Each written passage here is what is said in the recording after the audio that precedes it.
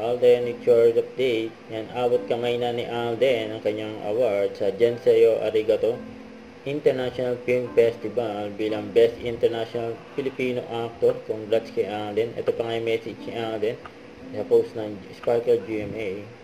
I wish to thank the organizers of the Jinseo Arigato International Film Festival, the Office of the Consulate General, key officials of the Japanese local government, the JAIFF 2024 Selection Committee and Jury, the Filipino community in Central Japan, at CCJ, for this special recognition.